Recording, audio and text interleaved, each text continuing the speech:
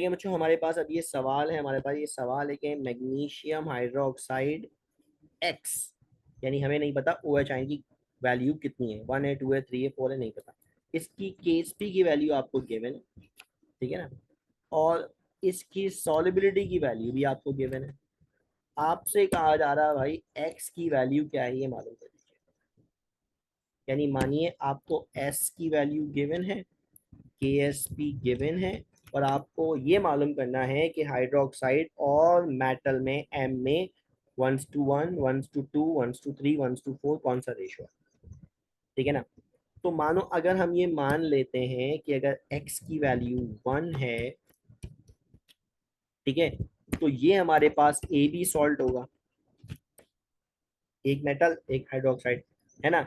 A B salt का हमारे पास Ksp formula क्या होता है, तो हमने पढ़ा था, वो होता है KSP equals to X square या एस स्क्वेयर, ठीक है ना, एस स्क्वेयर।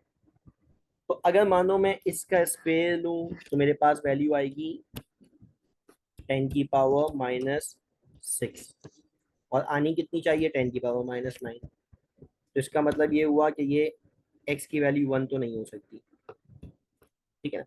अच्छा, अगर मैं मान लेता हूँ x की वैल्यू 2 है,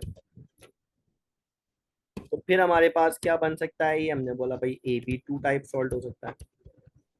इसका केस पी फॉर्मूला क्या होता है, हमने बोला 4s³ होता है। अगर 4s³ होता है तो 4 एज इट इज लिख देते हैं, और 10⁻³ का क्यूब ले लेते हैं, तो ये क्या हो जाएगा, 4 एक्सपोनेंशियल-9, यानी केस पी कितनी निकलेगी फिर, 4 एक्सपोनेंशियल-9। और यही आ रही है हमारे पास, तो इसका मतलब क्या हुआ, एक्स की वैल्यू क्या होनी चाहिए फिर हमारे पास, 2 होनी चाहिए, है ना। एक्स की वैल्यू क्या होनी चाहिए हमारे पास, 2। हम इसको ना देख के भी अंदाजा लगा सकते हैं कि अगर हमारे पास टोटल आइंस की वैल्यू क्या आ रही है।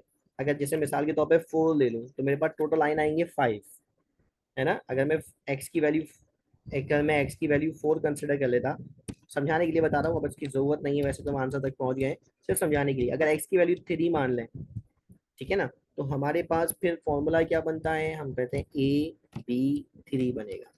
AB3 का केएसपी फॉर्मूला क्या होता है बच्चों, हमारे पास 27s4। एस की जो पावर निकल रही है ना, उससे आपको अंदाजा हो जाएगा कि क्या आने वाला है हमारे पास आंसर। तो 27 as it is, 10⁻⁻3 whole power 4, तो हमारे पास जो आंसर निकलेगा वो निकलेगा 27 10⁻⁻12, या 2.7 10⁻⁻11। तो ये तो नहीं हो सकता। इसी तरह 4 में कंसिडर कर लेंगे, तो वो एस की पावर 5 निकल रहा हो, है ना, एस की पावर 5 निकल रहा हो, तो वो भी आपके पास जस्टिफाई नहीं होगा। इसीलिए हमारे पास एक्स की वैल्यू अगर हम 2 कंसिडर करें तो फिर हमारे पास आंसर ठीक निकल जाता है। ठीक है बच्चों, समझ में आई बात। हमें एक्सपोनेंशियल वैल्यू देख लेनी होगी, अगर एक्सपोनेंशियल वैल्यू सॉल्व हो रही है तो हम उसको कोफिशिएंट को कंपेयर करके निकाल देंगे। ठीक है, थैंक यू।